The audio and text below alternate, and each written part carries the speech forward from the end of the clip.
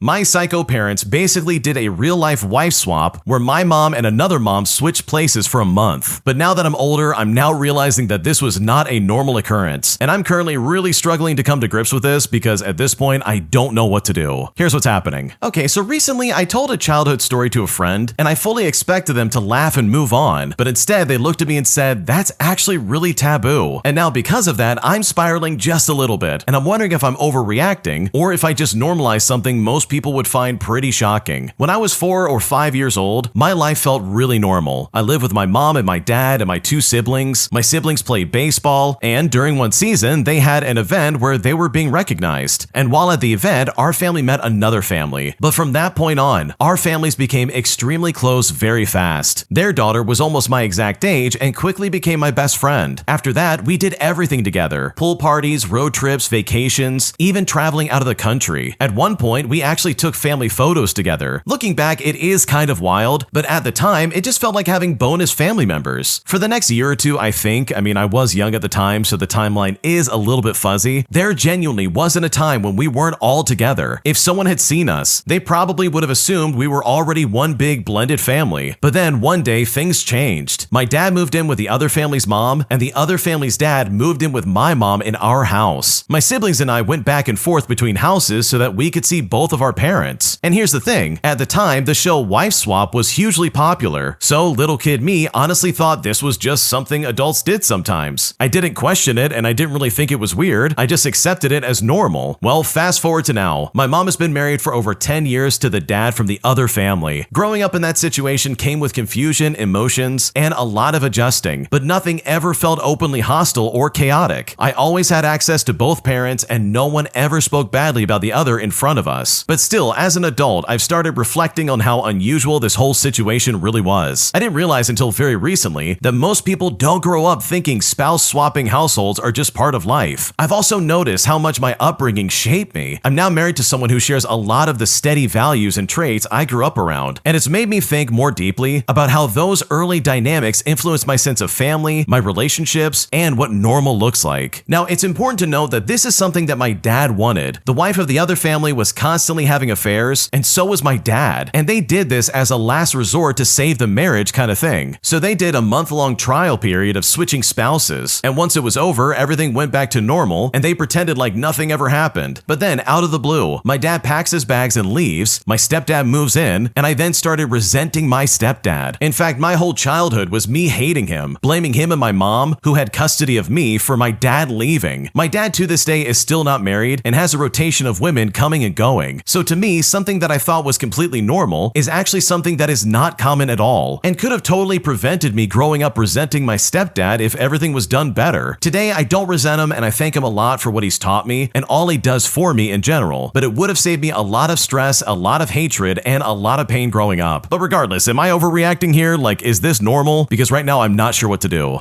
Oh my gosh, no, you are not overreacting by being like, wait a second, this is bad. Because obviously as a kid, you don't realize the full scope of what's going on. You have no idea, like you're innocent, you're completely pure. You don't know that them swapping wives is like not a TV show, but in fact something that you don't really do ever. And yeah, I think looking back on that in retrospect would probably mess me up as well. Like I would probably be freaked out and be like, dude, what happened? What happened to my childhood and why did these people do this? That is so strange. So no, you're not overreacting. This is a very weird situation, and I'm so sorry you went through that, even though it did kind of work out in the end. If you like Am I the Jerk, you're probably going to love Am I the Genius. Check it out, link down below in the description. Also, go to AmITheJerk.com/submit if you would like to submit your own stories. Am I the jerk for not answering my work phone on my day off, which eventually led to my coworker getting in trouble? Because right now he is really pissed off at me and I'm not sure if I messed up. Here's how it all went down. Okay, so I work in a small office where we rotate who's on call for after-hours stuff. Last month I covered a bunch of extra shifts because a coworker was out sick, so when my day off finally came up, I made sure with my manager that I was not on call, and I really just wanted a full day off. On my day off, I silenced my work phone and I went out with my friends. Later that night, I saw a bunch of missed calls and text messages from the same coworker asking if I could help out really quick. I didn't answer because I wasn't working, and I figured whoever was actually on call would deal with it. The next day, I found out he tried to fix it himself and messed something up, which caused a delay for a client. Our manager asked why he didn't call the on-call person or escalated, and he said that he tried to get help. Once my manager realized I was off that day, they told him that he should have followed the process, and he ended up getting written up. Now he's mad at me and says that if I had just answered for a few minutes, none of this would have happened in the first place. A couple of coworkers also said I should have helped anyways, since I know how to handle that stuff. Now, I do feel bad that he got in trouble, but also it was literally my day off, and I already covered extra shifts before. I don't think I should be responsible for work when I'm not on call. So am I the jerk here? Because honestly, I'm not sure. Dude, if I'm off work, I'm throwing my phone into the ocean, bro. I'm not going to answer anything. The fact that your coworker called you instead of the person who was on call, like, that is so stupid in my opinion. Like, there's no way that's appropriate. And it's also stupid because he didn't clarify that the help he was trying to get is not the person on call. So if he had just called the person he needed to, he would have solved all his problems. Like, dude, this is his own fault. So no, you are definitely not the jerk here, because you were under no obligation to answer any phone calls, especially on your day off. Am I the jerk for throwing my friend's diagnosis in her face? Because after dealing with her outburst for 3 years, I finally hit my breaking point and I simply had enough. Here's what happened. So I've been close friends with someone I will call Maya for 10 years now. From the very start, she was open about her borderline diagnosis, which helped me understand why her behavior towards me could sometimes be extreme. Most of the time, I was her favorite person, which meant weeks of ideation followed by sudden devaluation phases. In good times, we spent every free moment together, but in bad times, I had to apologize for days over minor things. I constantly watched what I said, how I said it, and what I better keep quiet about to avoid triggering another devaluation wave. And I would never bring up her borderline diagnosis either. I learned to walk on eggshells, carefully frame criticism, and swallow a lot. Well, this unbalanced our relationship, but I was willing to bear it for Maya because I understood the dynamics behind her diagnosis. Well, about 3 years ago, she started questioning her own diagnosis. Her therapy ended, so she dove into ADHD content on Instagram. She read books and eventually convinced herself that her symptoms could be explained by ADHD. From my perspective, this was a misjudgment. I mean, the borderline patterns were extremely clear. Because she no longer had insight into her condition, her toxic behaviors became even more pronounced. I tried to guide her gently through questioning, for example, by not fully jumping on her ADHD train, but even that led to new intense arguments. At that point, I just couldn't take it anymore. I had swallowed years of apologies, handled her outbursts, and now there wasn't even any insight into why these dynamics kept happening. I wanted to finally speak my mind honestly, hoping she might someday accept it. I also suspected she would immediately cut off contact, so we met in our regular cafe to talk. I laid everything out that had been weighing on me, and unfortunately there was a chess tournament that day in the normally quiet cafe, making it noisy and the tables were close together. So I loudly said, "You have borderline. Accept it. You can't help that you have it, but you are responsible for what you do with it." Well, people at the surrounding tables stared awkwardly at their chessboards, and as expected, she stood up and left, and later blocked me everywhere. And you know what? I haven't heard from her since. I was relieved and also saw it as a final act of our friendship, but I must admit, I said it with a certain satisfaction and I hoped it would hurt her. So seriously, am I the jerk? Because right now I'm not sure. Okay, this is going to be a hot take, and I think it's going to probably divide the comments section, but I'm going to say it anyways. I do think the original poster is kind of a jerk for doing what they did, but also I think their friend absolutely needed a reality check. Like, holy crap, this is unacceptable. I don't care what your diagnosis is when it comes to like mental health. It is your job to handle your triggers. No one else is responsible for that except for you. And if you're not taking care of yourself by going to therapy or taking medicine, and then you have some outburst, well, congratulations. What you say really does matter, and you are the one who's going to reap rewards for that and not anybody else. So saying that stuff out loud and screaming you have borderline and you need to accept it and all that stuff, I think that was a messed up thing to do. I don't think that was the right thing to do at all. But at the end of the day, from your perspective, I don't blame you for doing that. You've had to deal with so many outbursts and like public displays of embarrassment that I just don't think other people are realizing here. Like, I don't know about you, but I do have family members who struggle with this, and I've witnessed several public outbursts that I've just had to stomach and be like, wow, I can't believe they're acting that way. And it's like, holy crap, why am I the one having to apologize for your crappy behavior? You know, that behavior that you're not regulating or doing anything to fix. This isn't even about like accepting them for who they are. This is literally behavior they need to learn how to manage that you have absolutely no control over. So in my opinion, I think the original poster is a jerk, but like, I don't blame them for doing that. I think I would also be pretty pissed off after spending 3 years of dealing with this. Literally 3 years of them saying horrible things to me all of a sudden, snapping at me at the drop of a hat. Like, screw that, dude. So I do think there were better ways to handle this, but at the end of the day, I kind of understand where you're coming from.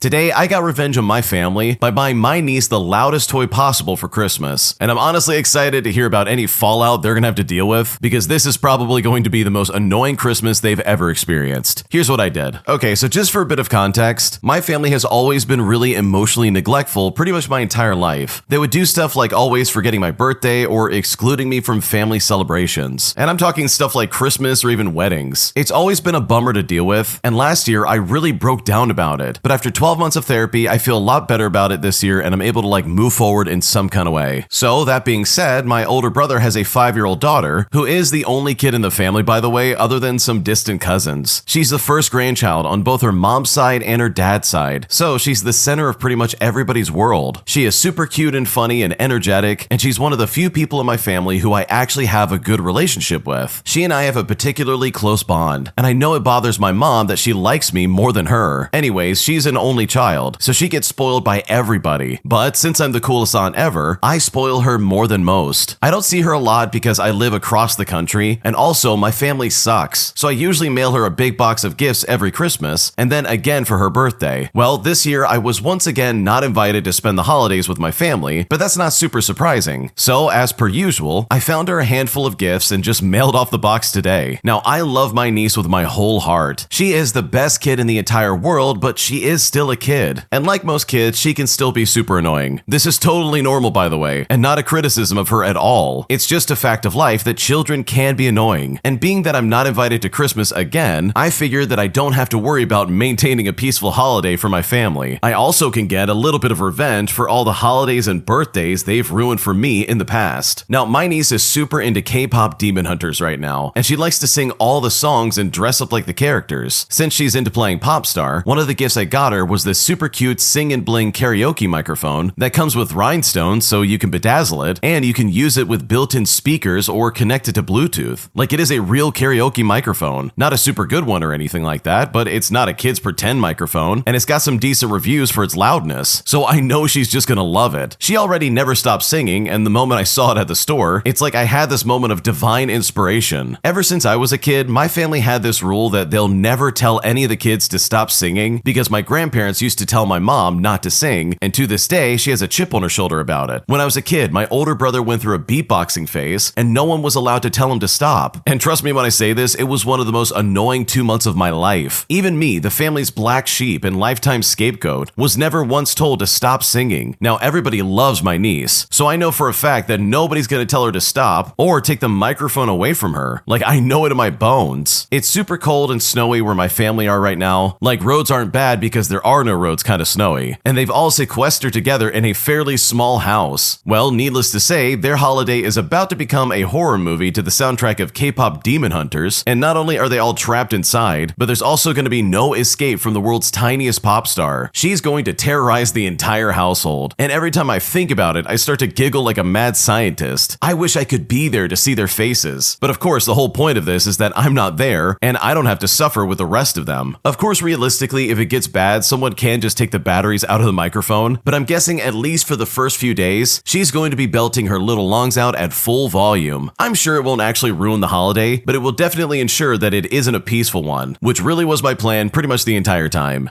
Oh man, I love this so much, especially when it comes to getting back at people, because the original poster is doing it in a way that's really sneaky. And for me, I love that kind of stuff. I think that's a brilliant way of getting back at these people, especially if they've neglected you your entire life. That really sucks. So good for you for getting your revenge. I love that. These people deserve it, and I just love the fact that you're using their own standards against them, because chances are they're probably going to be having a moral crisis after day 3, as that kid is going to annoy them pretty much nonstop. Today I messed up by accidentally stealing a cat, paying $400 in vet bills, only to then realize that this wasn't my cat when I got home. And now I'm not looking forward to the awkward conversation where I literally have to go door to door to my neighbors just to figure out whose cat this belongs to. Because honestly, I'm really embarrassed, and that's just simply gonna suck. Here's what happened. Okay, so this happened about 6 hours ago, and I'm currently staring at 2 identical black cats in my living room, trying to figure out how to explain this to my neighbors without sounding like a lunatic. For context, I have a black cat named Luna Luna, and she is a void cat. No white patches, just pure darkness and yellow eyes. She is strictly an indoor cat because she has zero survival skills and is afraid of the wind. Tonight at around 7:00 p.m., I was taking the trash out and I guess the door didn't latch all the way, and when I came back inside 20 minutes later to feed her, I couldn't find her. I did the usual calls and I even shook the treat bag, but I still got nothing. I then went into full panic mode and I grabbed a flashlight and ran outside. I spent 15 minutes checking the bushes until I saw a pair of yellow eyes reflecting from under my neighbor's porch. I crawled under there, I grabbed the cat, who was surprisingly docile but shivering, and dragged her out. When I did, I then noticed immediately that she was limping and had this weird gash on her ear. I assumed that she got into a fight with a raccoon or something like that. Well, I didn't even go back inside. I put her straight into the car and I sped to the 24-hour emergency vet. I was crying the whole way, telling her that I was sorry that I let her out. The vet took her back, cleaned the wound, gave her some antibiotics and pain medication, and did a quick checkup, and the bill came out to be about $430. So I slapped my credit card down, glad that my baby was safe. We got home about an hour ago, and I carried the carrier into my living room, set it down, and opened the door to let her out gently. As the injured cat stepped out, my cat, the real Luna, walked out from behind the sofa, yawned, and hissed at the intruder. And when my cat did this, I froze. I looked at the cat I just spent over $400 on, and I realized, oh my gosh, this cat's a boy. I don't have a boy cat. I have accidentally kidnapped a stray, or worse, a neighbor's outdoor cat, paid for his medical care, and brought him into my house. So now I have a cat who's pissed off, and this imposter cat who's high on painkillers, and currently sleeping on my expensive rug. I have to go knock on doors tomorrow and ask if anyone's missing a black cat, and also explain why he is now shaved on one leg and smells like antiseptic. And trust me, that is not a conversation I'm looking forward to.